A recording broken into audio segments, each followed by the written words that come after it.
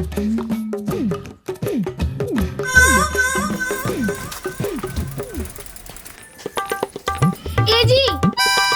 कती जात है एती आवा तो।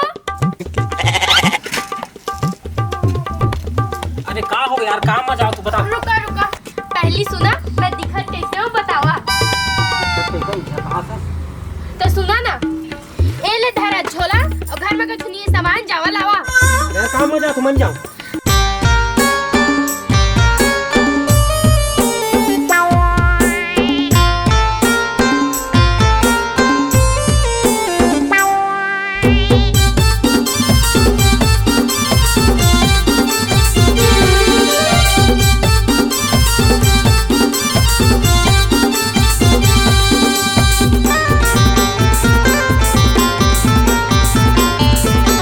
झोला धराए दूसर सौरा बनाए तीसर दवाई बेचवावत रे।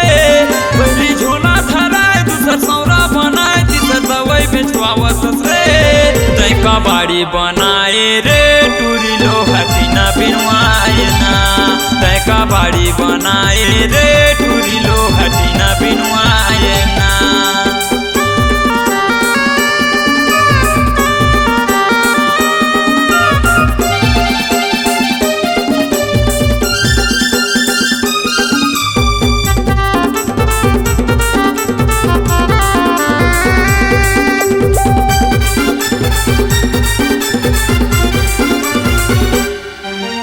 इला ले देना होला ले देना कह के मोला चिल्लाए।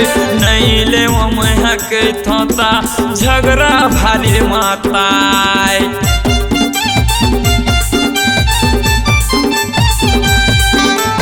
इला ले देना बोला ले देना कह के मोला चिल्लाए। नहीं ले वो मैं के थोता झगड़ा भारी माताए।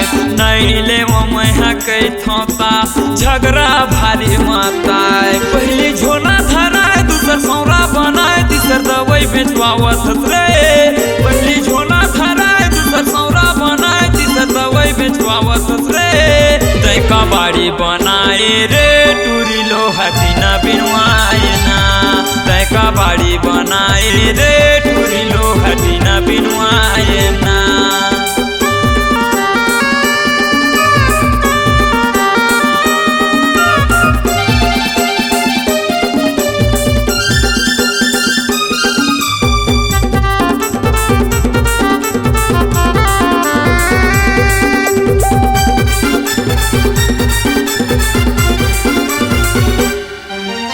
एको घड़ी घर ले धुरिया जाथो त भारी मोला फोन लगा था।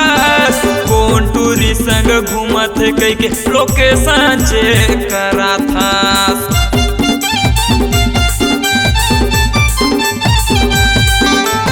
एको घड़ी घर ले धुरिया जाथो त भारी मोला फोन लगा था।